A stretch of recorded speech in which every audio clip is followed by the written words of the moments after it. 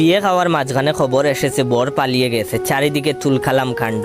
এইদিকে আমার প্লেটে মাংস কম পড়েছে, চারিদিকে চেয়েও মাংস নেওয়ার মতো কাউকে পেলাম না। অবশেষে অনেক উকিঝুঁকির পর দেখি কন্যারে গিরে সবাই দাঁড়িয়ে আছে। প্লেট হাতে নিয়ে বাবুর্চি টাইপের এক লোকরে বললাম, ভাই সাব গরুর মাংসের হাড়ি কোথায়? সে আমার দিকে তাকিয়ে কর্কশ স্বরে বলে উঠলো, ছেলেও উদাও হয়ে গেছে আর আপনি খাবারের পিছনে এখনো পড়ে আছেন। বুঝলাম না, ছেলে গেছে তো কি হয়েছে, আমারে দাওয়াত দেওয়া হয়েছে, আমি খেতে এসেছি। এইদিকে কন্যা চিৎকার করে বলছে, আমি বিয়ে না করে উঠবো না, এক্ষুনি আমাকে বিয়ে দিয়ে দিতে হবে। আমিও প্লেট হাতে নিয়ে বললাম, হক কথা, বরাবর কন্যা সাজা ভালো লাগে না, আজই বিয়ে হওয়া উচিত। দেখলাম 2-3 জন সহমত জানিয়ে মাথা নাড়া দিল। কন্যা আবার বলে উঠলো, এই মুহূর্তে আমার বিয়ে না হলে আমি গলায় দড়ি দিব। আমি মুরগির রানে কামড় দিয়ে বললাম, দেয়াই উচিত, এভাবে অপমান মেনে নেওয়া যায় না। এবারও কয়েকজন পাবলিক মাথা নেড়ে বলল, ঠিক ঠিক। কন্যা কাঁদো কাঁদো সরে বলল, আব্বা আমি কিন্তু এক কথা দুইবার বলবো না, তাড়াতাড়ি ব্যবস্থা করেন, নয়তো অঘটন হয়ে যাবে। মাংস শেষ, হাড্ডিতে কামড় দিয়ে বললাম, দ্রুত ব্যবস্থা না হলে ভাঙচুর হবে।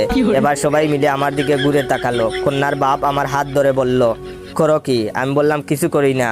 মাংসের হাড়িটা কোথায় বলতে পারবেন? সে টাইট করে হাত চেপে বলল, টাকা 2 লাখ দেব, ব্যবসা করবা আর এক্ষুনি আমার মেয়েকে বিয়ে করবা।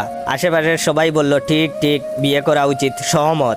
আমি 2 লাখ কেন 10 লাখ দিলেও বিয়ে করবো না বলতে গেছিলাম, কিন্তু সবার চোখের দিকে তাকিয়ে ভিতরের কথা ভিতরে রয়ে গেছে। হবু শ্বশুর আব্বা আমাকে টেনে চেয়ারে বসিয়ে বললেন, এই জামাইরে মাংস দিয়া যাও। মাংস দূরে থাক, পানিও এখন গলা দিয়ে নামছে না। এ কি মুসিবতে পড়লাম।